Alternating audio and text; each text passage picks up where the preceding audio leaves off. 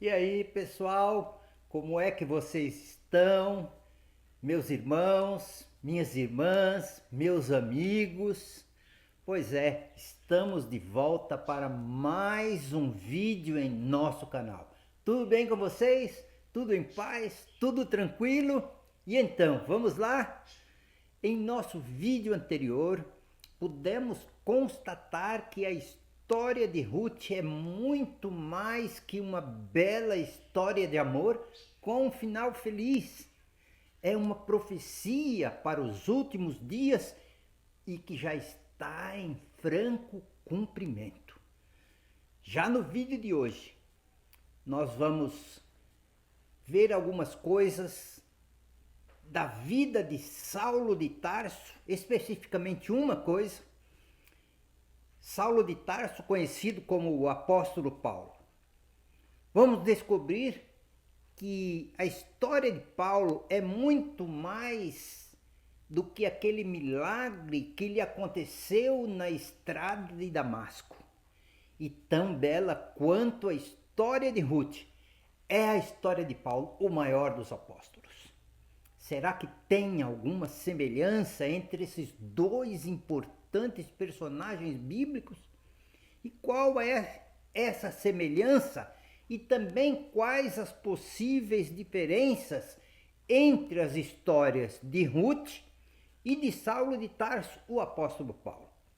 Bem, na história de Ruth, a Moabita, encontramos a profecia de que milhares, talvez milhões de gentios se converterão no tempo do fim ao Deus de Israel, à semelhança de Ruth, quando ela afirmou: o teu Deus é o meu Deus, o teu povo é o meu povo.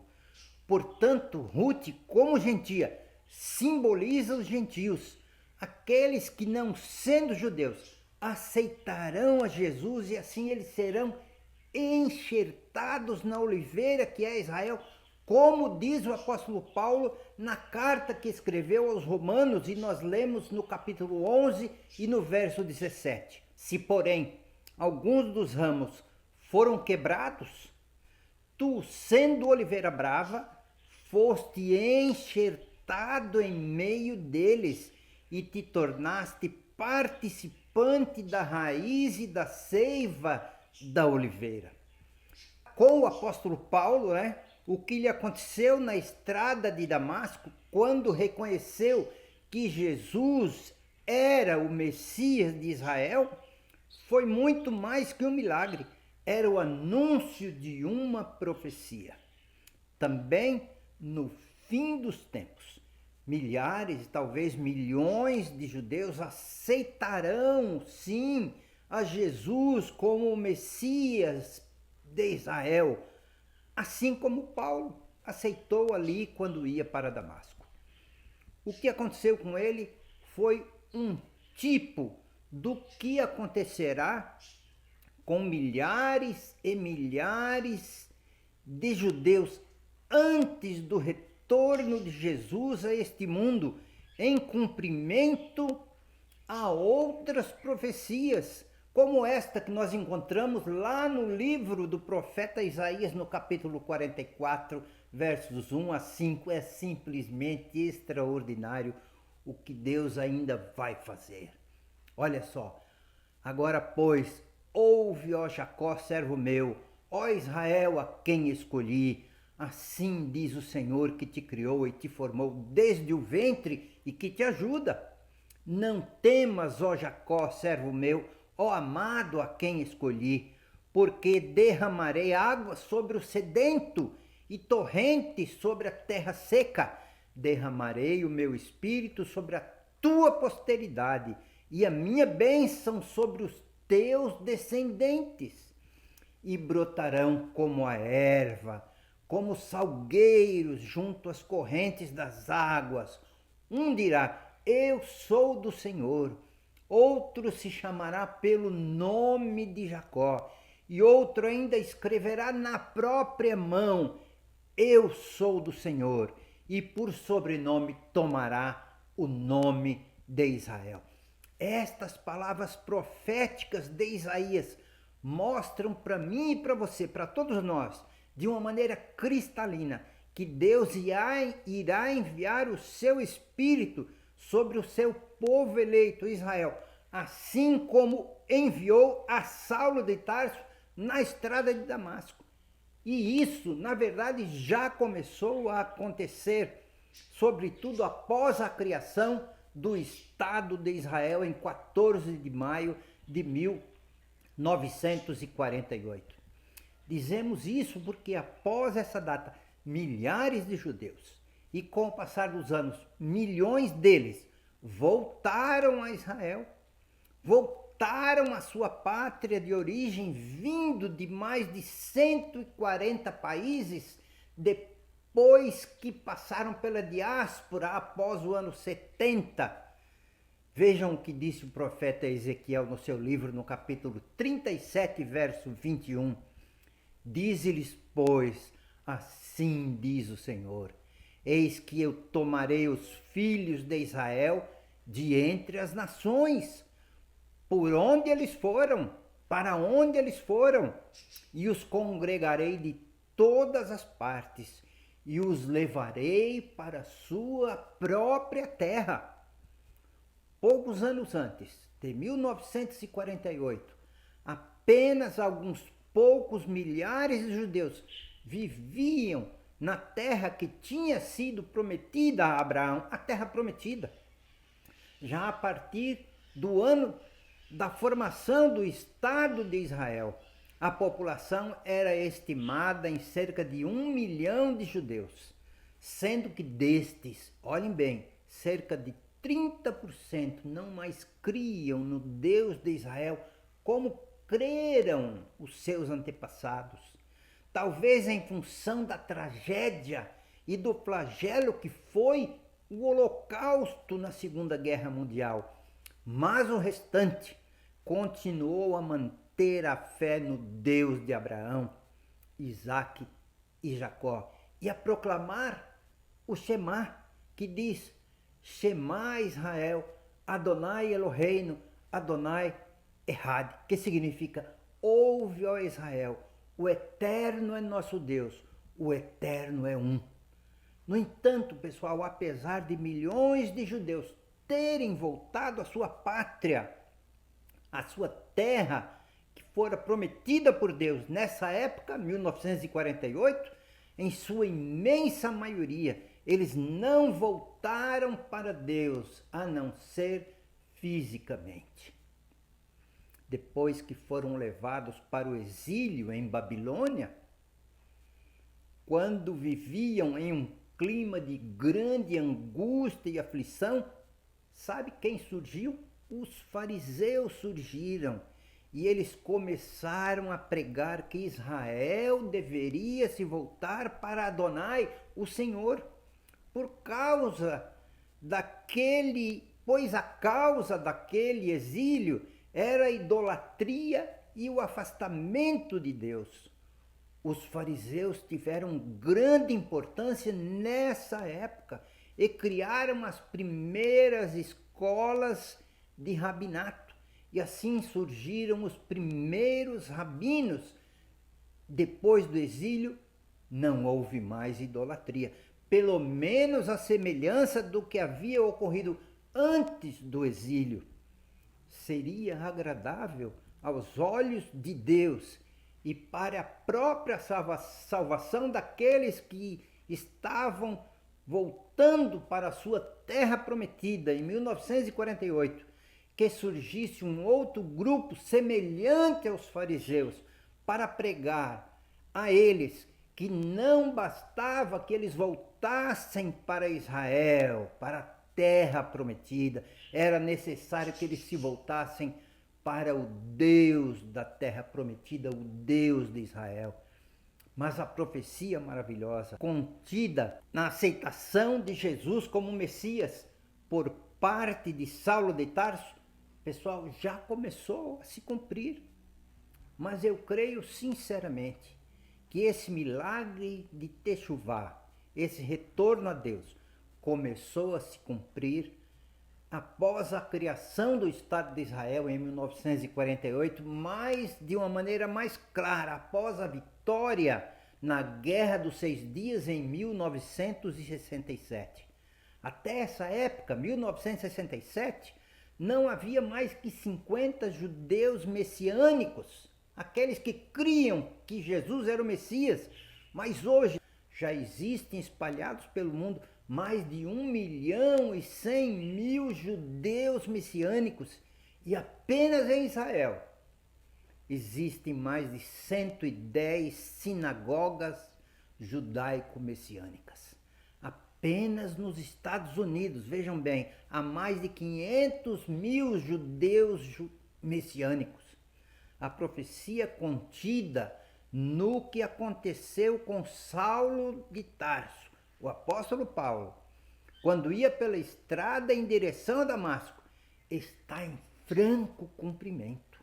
E em breve uma outra profecia, descrita pelo próprio apóstolo Paulo na carta aos Romanos, lá no capítulo 11, também irá acontecer. Diz o seguinte: porque se o fato de terem rejeitado Yeshua, Jesus, significa reconciliação e salvação ao mundo, o que significará quando o aceitarem? Será vida dentre os mortos. Ou seja, em um breve futuro, Deus enviará sobre a nação de Israel o seu Espírito, e muitos, à semelhança de Paulo, aceitarão a Jesus como o Messias de Israel. Bem, eu quero deixar com vocês agora a história impressionante, também emocionante, de um dos judeus mais conhecidos da atualidade, o cientista Dr. James Tour.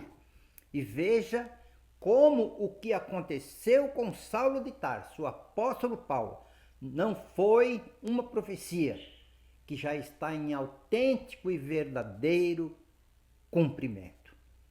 Bem, pessoal, encerrando, eu quero convidar a vocês para se inscreverem aí em nosso canal e ative o sininho das notificações.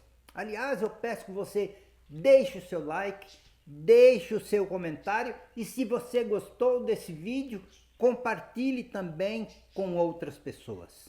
Bem, por enquanto, ficamos por aqui. Um forte abraço para você e nos vemos em nosso próximo vídeo.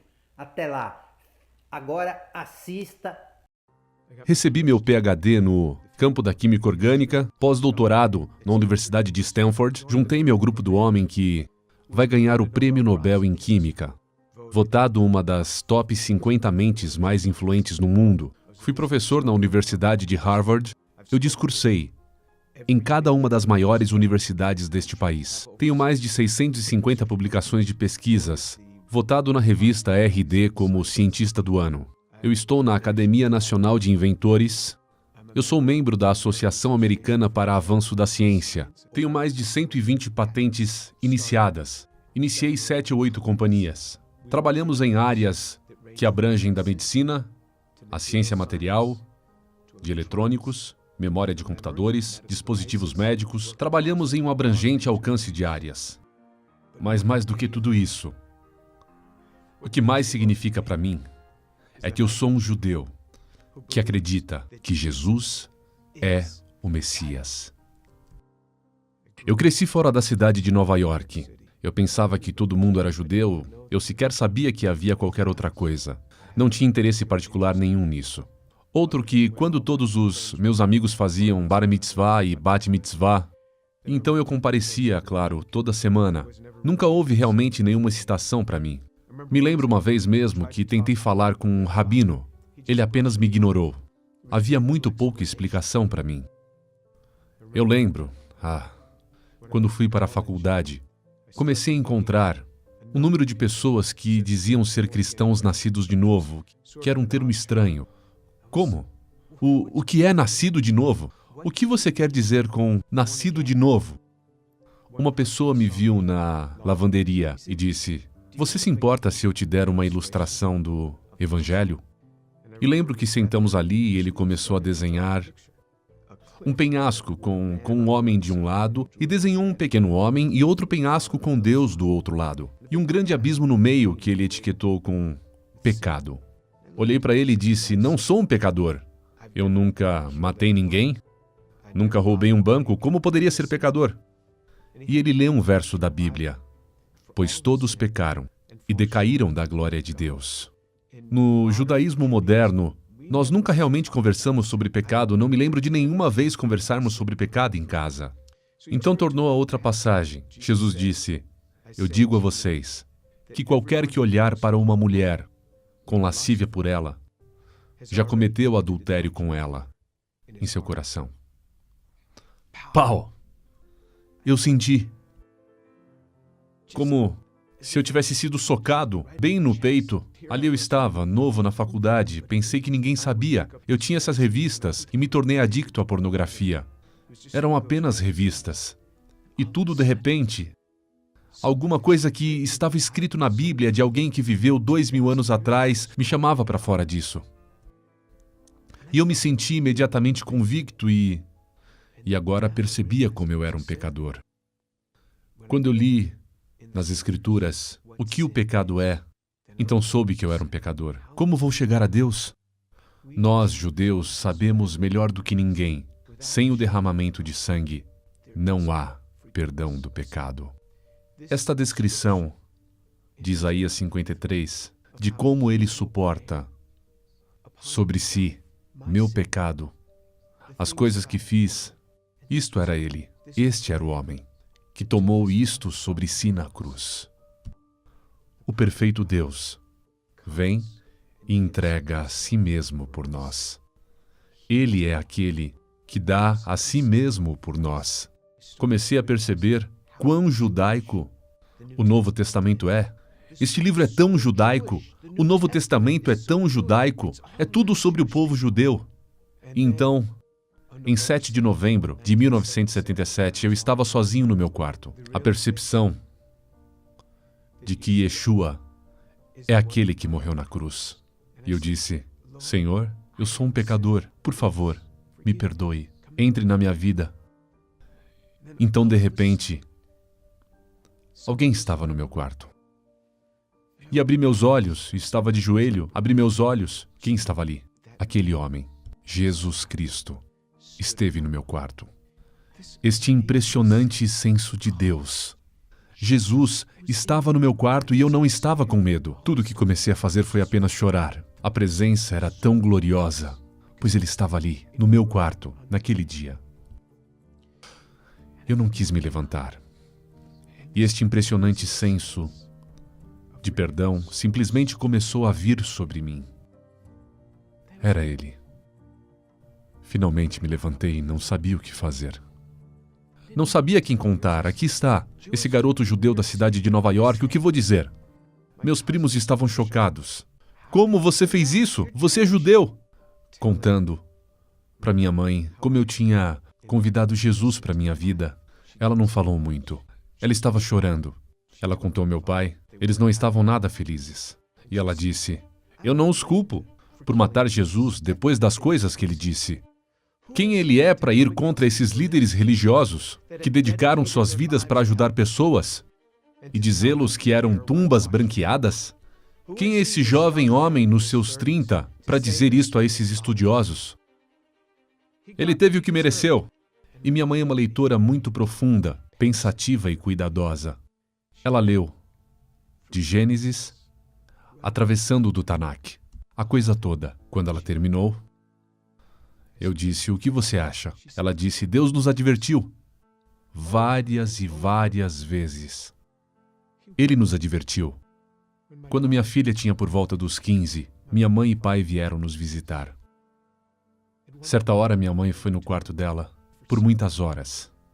Ela saiu e disse: "Que bela jovem você tem." Conversamos por um longo tempo. Ela começou a ler a Bíblia novamente, ambos, o Antigo e o Novo Testamento.